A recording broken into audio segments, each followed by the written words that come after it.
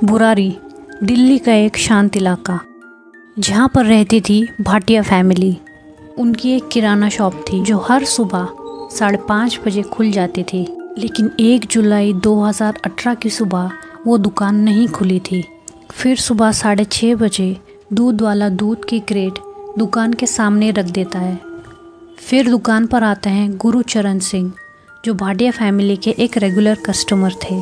ये एक 3 मंजिला घर था जिसमें ग्राउंड फ्लोर पर शॉप थी और फर्स्ट फ्लोर पर भाटिया फैमिली रहती थी। कुछ देर इंतज़ार करने के बाद गुरुचरण सिंह ने सोचा कि वो घर जाकर चेक करेंगे कि आज दुकान बंद क्यों है।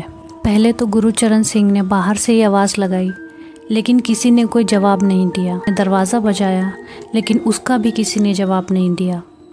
फिर ज़ोर से खटखटाने पर वो दरवाज़ा खुल गया। फिर गुरुचरण सिंह सीढ़ियों से होकर ऊपर जाते हैं। वो घर के आंगन में पहुँचे। फिर उन्होंने जो देखा वो अपनी पूरी ज़िंदगी नहीं भूल पाएंगे। भाटिया परिवार के सारे लोग सीलिंग से लटके पड़े थे और सिर्फ घर की बुज़ुर्ग नारायणी देवी एक कमरे में ज़मीन पर मिली। सभी के हाथ और पैर बंधे हुए थे, मुंह पर टेप लगी हुई थी, आंखों पर पट्टी बंधी हुई थी। घर का सिर्फ एक ही मेंबर जिंदा था, जो कि था उनका एक पेट डॉग, और वो भी इस घटना के 21 दिन बाद मर गया था। जिसके बाद पुलिस को इन्फॉर्म कर दिया गया और पुलिस मौके पर पहुंच गई। पुलिस को घर से 11 डायरीज मिली, जिसमें लास्ट एंट्री थी बड़ पूजा के बारे में। उस बड़ पूजा के हिसाब से घर के सभी मेंबर्स को स्टूल पर खड़े होकर सीलिंग से ऐसे लटकना था जैसे बरगद की शाखाएं लटकती हैं। इस पूजा को वो सिर्फ थर्सडे या संडे को 12 से 1 बजे के बीच में कर सकते थे। इस डायरी में ये भी लिखा हुआ था कि अगर घर पे कोई मेहमान आ जाता है तो इस पूजा को अगले दिन करना है। तो अब जानते हैं भाटिया फैमिली के बारे में। भोपाल सिंह, उनकी पत्नी नारायणी देवी, इनके 3 बच्चे भवनेश, ललित, प्रतिभा। भवनेश की वाइफ सविता, ललित की वाइफ टीना, प्रतिभा जो एक विधवा थी। भोपाल सिंह राजस्थान के रहने वाले थे। फिर कुछ टाइम तक वो हरियाणा में रहे और फिर इस घटना से 20 साल पहले वो दिल्ली आए थे। भोपाल सिंह ही इस परिवार के हेड थे, वो ही अपने पूरे परिवार को चलाया करते थे। लेकिन फिर 2007 में भोपाल सिंह की डेथ हो जाती है। भोपाल सिंह की डेथ का असर सबसे ज़्यादा ललित पर हुआ था। पड़ोसियों ने बताया कि जब भोपाल सिंह की डेथ हुई थी तब घर में लगातार पूजा की जाती थी। तब एक दिन अचानक ललित पूजा के बीच में खड़े हो गए और चिल्लाने लगे। ललित का कहना था कि भोपाल सिंह ललित के ज़रिए अपने परिवार से बात करना चाहते हैं। ललित प्लाईवुड की शॉप चलाता था और भाई भवनेश ग्रोसरी की दुकान चलाता था। भवनेश ललित से बड़ा था, लेकिन फिर भी घर में ललित की ही चलती थी और जो भी इंस्ट्रक्शंस हुआ करती थी वो सभी इंस्ट्रक्शंस ललित एक डायरी में लिखा करता था। डायरी में इतनी ज़्यादा डिटेल्स में सब कुछ लिखा जाता था, यहाँ तक कि आपको अपने नेबर्स के साथ कैसे व्यवहार रखना है, आपको अपने रिलेटिव्स के साथ कैसे व्यवहार रखना है, ये सब तक उसमें लिखा जाता था। और इन डायरीज़ के बारे में घर के अलावा बाहर किसी को नहीं पता था। ललित ने ही अपनी पिता की जगह ले ली थी और वो घर का मुखिया बन चुका था। लेकिन ललित मेंटली बीमार था।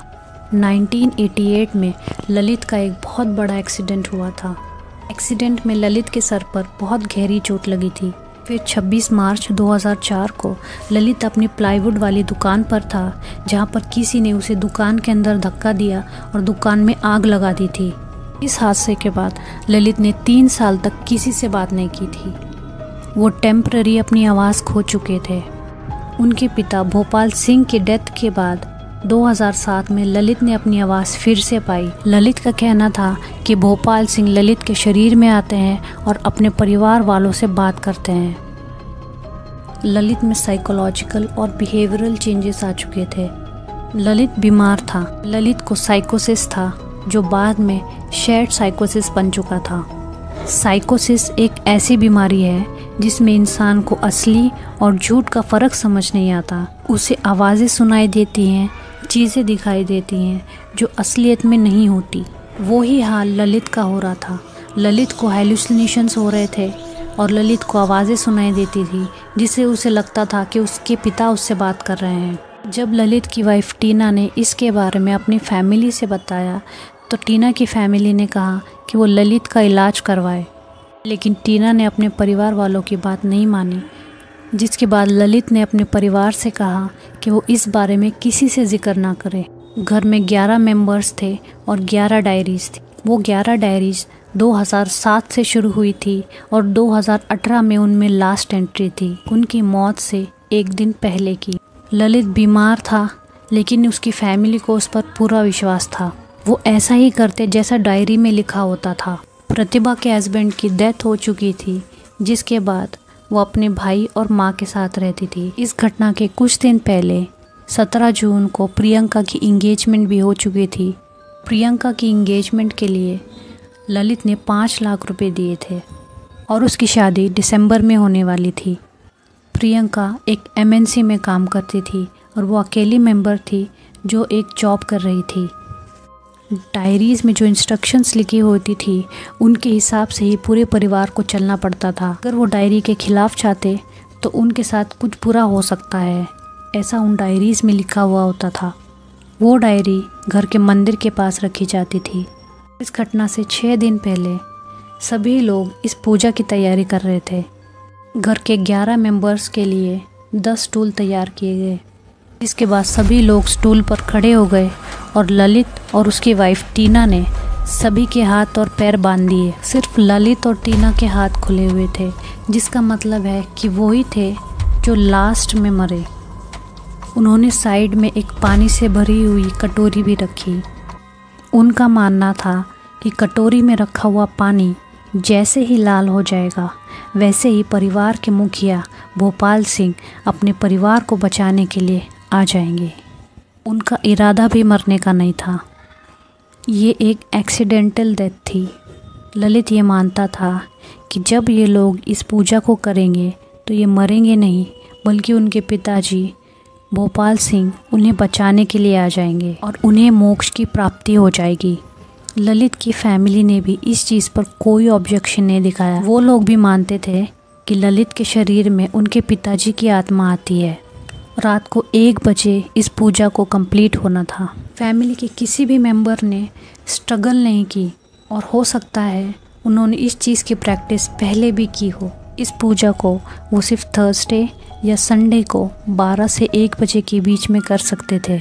CCTV कैमरा में भी घर के मेंबर स्टूल ले जाते हुए दिखाई दिए, लेकिन उनके हाव भाव से ये नहीं लग रहा था कि वो डरे हुए हैं। पुलिस ने जब ललित के मोबाइल को चेक किया तो उसमें भी ललित अपने फ़ोन पर रोज़ाना ऐसी वीडियोस देखा करता था जो पैरानॉर्मल और आत्माओं से जुड़ी हुई होती थी। फॉरेंसिक टीम ने ललित के दिमाग की जांच की, तब उन्हें पता चला कि ललित को साइकोसिस था। ये केस एक शेयर्ड साइकोसिस का प्राइम एग्जाम्पल है। 11 लोगों का पूरा परिवार ख़त्म हो गया सिर्फ एक इंसान की वजह से। अगर ललित का वक्त पर इलाज हो जाता तो आज ये नौबत नहीं आती, या अगर ललित के फादर ज़िंदा होते तो शायद आज पूरी फैमिली भी ज़िंदा होती। उनके परिवार में फाइनेंशियली भी कोई प्रॉब्लम नहीं थी। पड़ोसियों का कहना था कि भाटिया फैमिली के लोग बहुत ही अच्छे थे और वो हमेशा अपने पड़ोसियों की भी मदद किया करते थे। इस हादसे के बाद लोग उस घर के सामने से जाते हुए भी डरते थे। इसी के साथ आज का हमारा बुरारी केस ख़त्म होता है। Thank you so much for watching.